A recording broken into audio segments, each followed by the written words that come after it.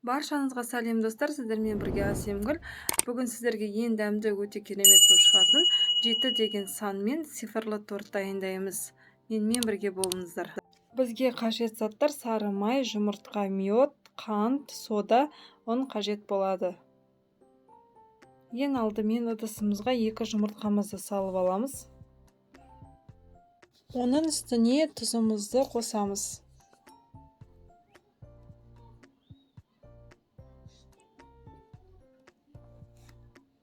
Енді шанышқымен жақсылап араластырамыз.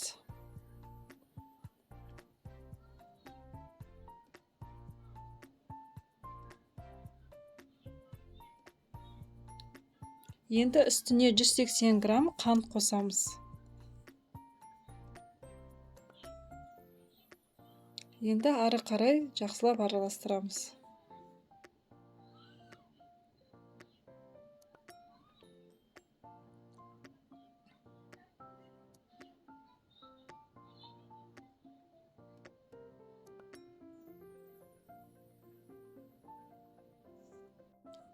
Енді оның үстіне 2-3 қасық медімізді қосамыз.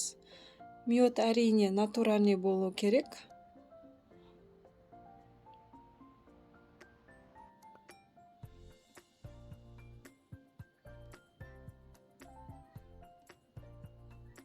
Енді ары қарай сары майымызды қосамыз. Менде сары май 200 грамм.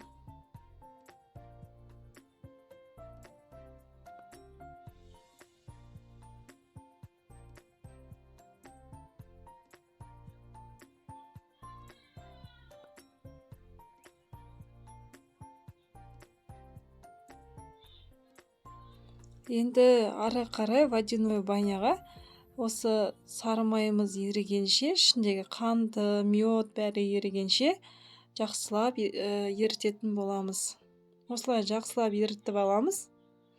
Енді ыстық күйінде үстіне 2 қасық содамызды қосып жақсылап араластырамыз. Жақсылап араластырамыз да 1-10 минутқа қоя тұрамыз. Енді 10 минуттан соң ыдысымызға құямыз. Үстіне енді 400 грамм ұнымызды қосатын боламыз. Мен осылай илеугіштен өткізіп қосамын.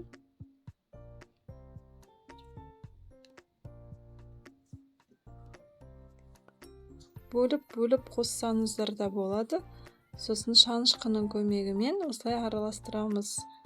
Пока тесто дайын болғанша.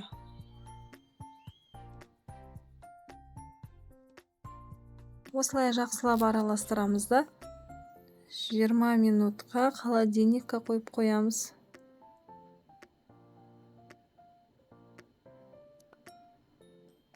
Бетін пищевой пленкамен жабыңыздар да қойып қойыңыздар.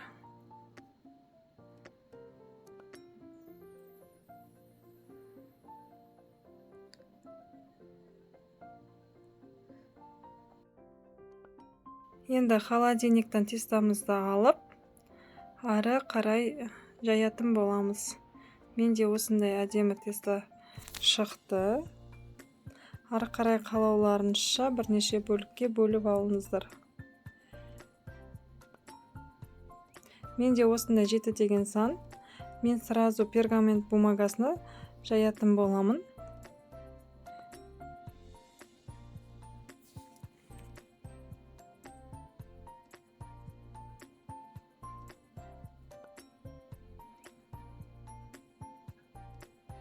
Осылай жақсылап жайып аласыздар.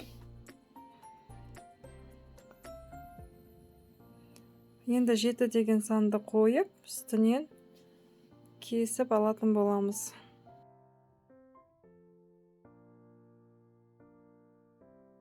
Енді ары қарай духовкаға 2-3 минутқа жіберетін боламыз. Кем дегенде 2-3 минут қана піседі.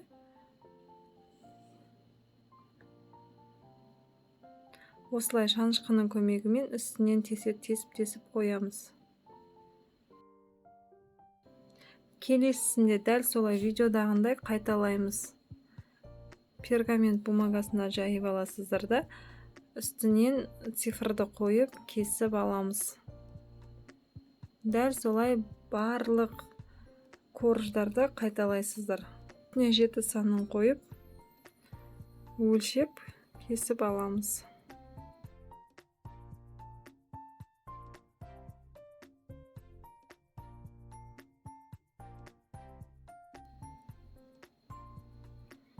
Менде енді кремін дайындайтын боламыз. Креміне мен 33% сливкиді 500 грамын құйып аламын ыдысқа осылай.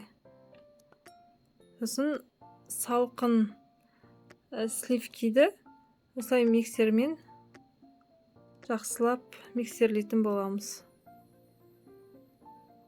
Сливкиді салқын күйінде пайдаланыңыздар. Сол кезде жақсы крем пайда болады.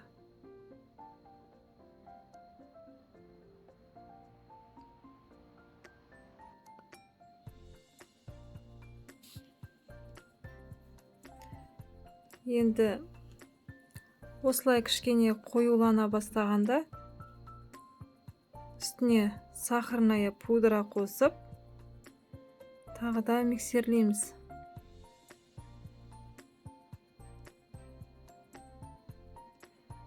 Осылай видеодағындай қосып аласыздар.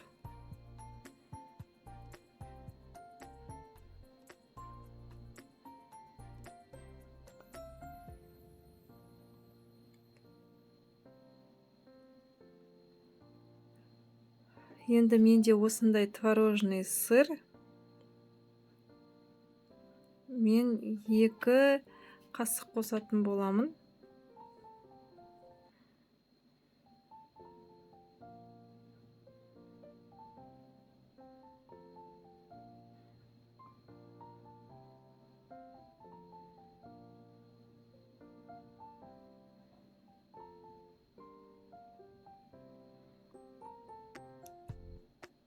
Енді ақырын жылдамдықпен жақсылап миксерлейміз.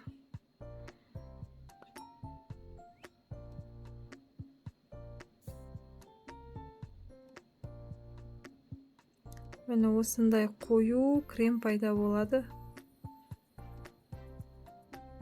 Менде загуститель для сливок деген бар. Бұл тез кремді қоюландырады және формасын жақсы сақтайды. Сіздер де қоссаңыздар болады, қоспай-ақ қойсаңыздар да болады. Өз қалауларыңыз бойынша.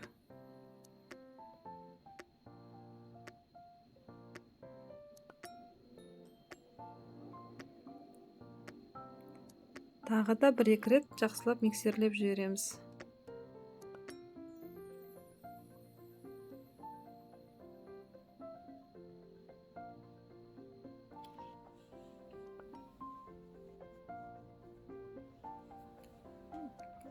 Міне көріп тұрғандарыңыздай қою күшті крем шықты. Енді оны кондитер қапшығына салып, корждарымыздың үстеріне домалақ пішінде құятын боламыз. Өз қалауларыңыз бойынша құя берсеңіздер болады.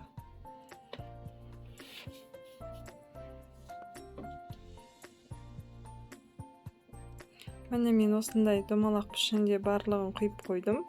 Бірін үстіне бірін қойып, осылай жинап шықсаңыздар болады.